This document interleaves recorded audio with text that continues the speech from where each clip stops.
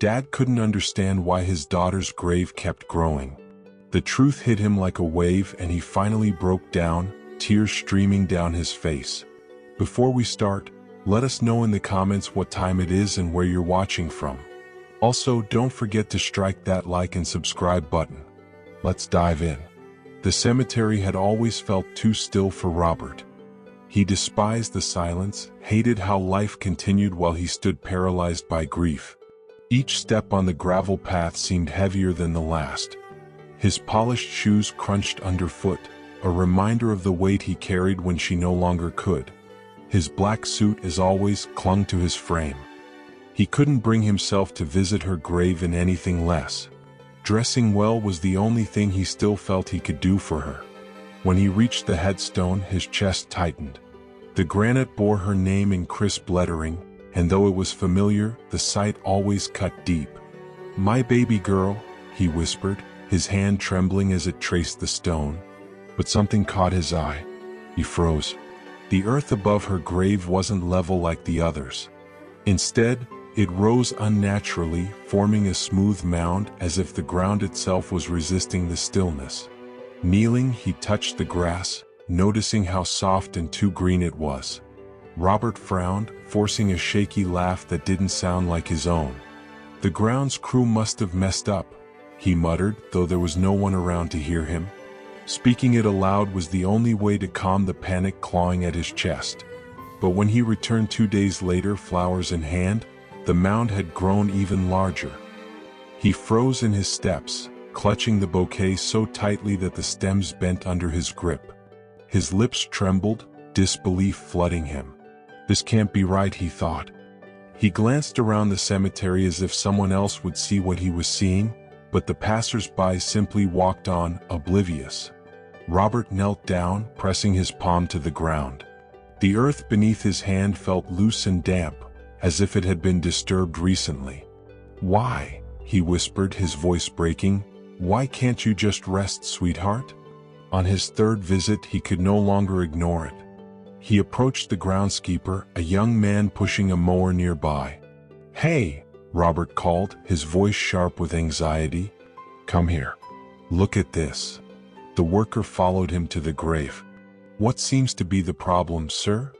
Robert pointed at the growing mound. His hand shook. "This grave, it's growing. Look at it. Please, tell me I'm not losing my mind." The man bent down, brushing his fingers over the grass. "Sometimes the soil shifts," he said carefully. "Could be rain or roots underneath. Graves settle unevenly." "No," Robert snapped, his voice thick with grief. "I come here every day. Every single day. I know what this ground looked like. Yesterday. The day before. It wasn't like this."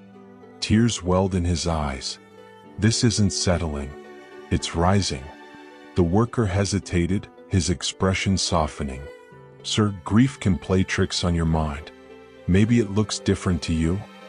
Robert clenched his fists, his body trembling. "Don't tell me it's my grief," he hissed. "I buried my daughter here. I placed that casket with my own hands.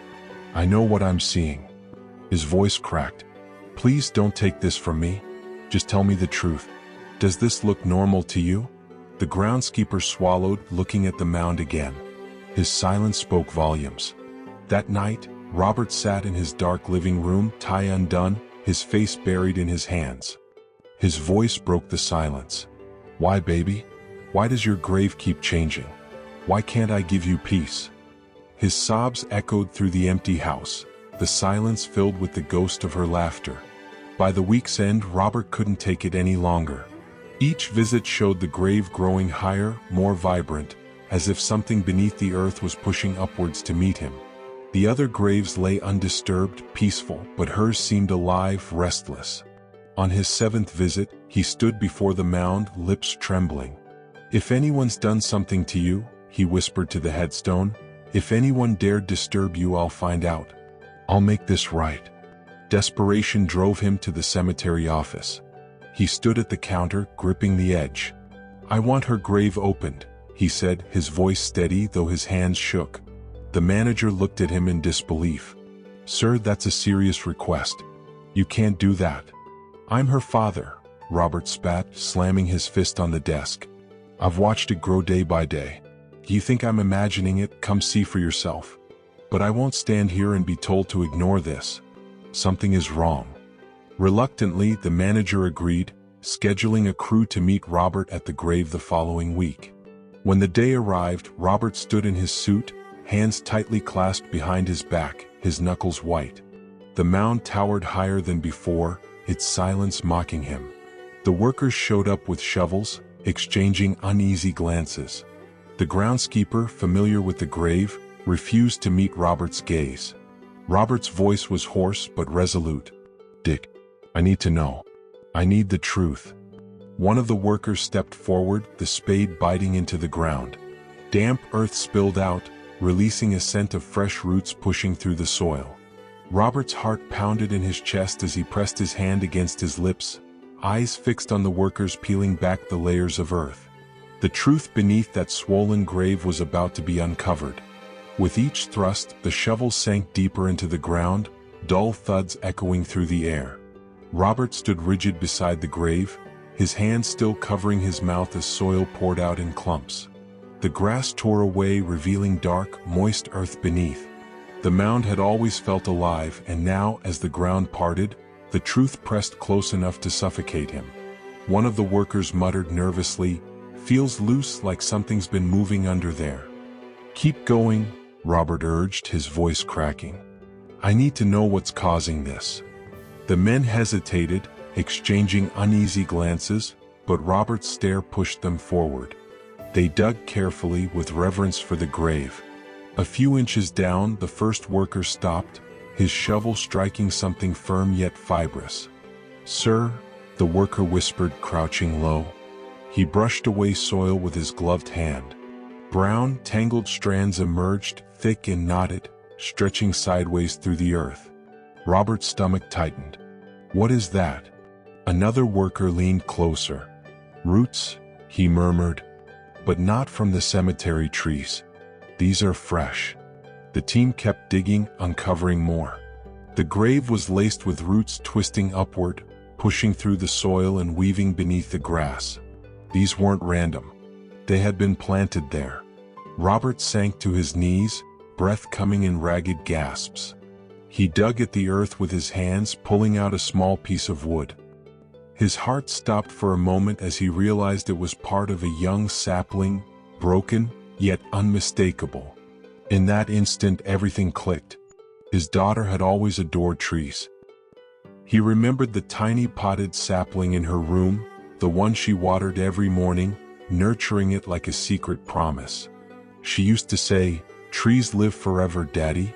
Even if I don't, something I plant will."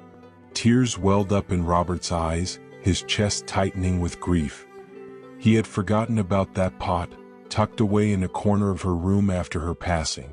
Someone, maybe a family member or the funeral staff, must have placed it with her when she was buried. Now, weeks later, the sapling's roots were stretching upward, searching for space, pushing through the soil. It wasn't that the grave had been disturbed. It was that the life she had left behind in that tiny plant was growing. Robert lowered his head, sobs racking his body. "Oh, baby girl," he whispered, his voice shaking. "Even now you're still trying to grow." His voice cracked. "I thought you couldn't rest. I thought I was losing you again. But this is you. You're still here." The workers stood in silence, their hats in hand, unsure whether to continue digging. Robert raised his hand. "Stop," he whispered. "Don't remove it. Let it be. She wanted this." The workers stepped back, nodding silently. Robert remained on his knees, gently touching the roots he'd uncovered. They were strong, alive, pushing through the earth as if to reach for something beyond. In that moment he understood. His daughter hadn't truly left him. She had left behind something living, something that would keep growing no matter how heavy the earth was. Over the next few days, Robert visited not with fear, but with a quiet reverence. The mound still rose, slow but steady as the sapling's roots spread deeper.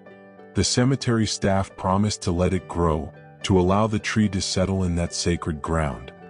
Every morning Robert brought water. He knelt beside the grave, speaking softly as if his daughter could hear him. "I'll take care of it, sweetheart. I'll help you grow. You'll stand tall and everyone will know you're still here." Months passed and then a tiny green shoot broke through the grass, reaching for the sky. When Robert saw it, tears filled his eyes. He cradled the delicate stem, realizing it was her way of keeping her promise, that even though she was gone, something of her would live on. If this story touched you, give it a thumbs up and don't forget to subscribe for more heartfelt, dramatic stories. Tell us in the comments where you're watching from. We love hearing from all of you. Until next time, stay kind, stay curious, and keep watching.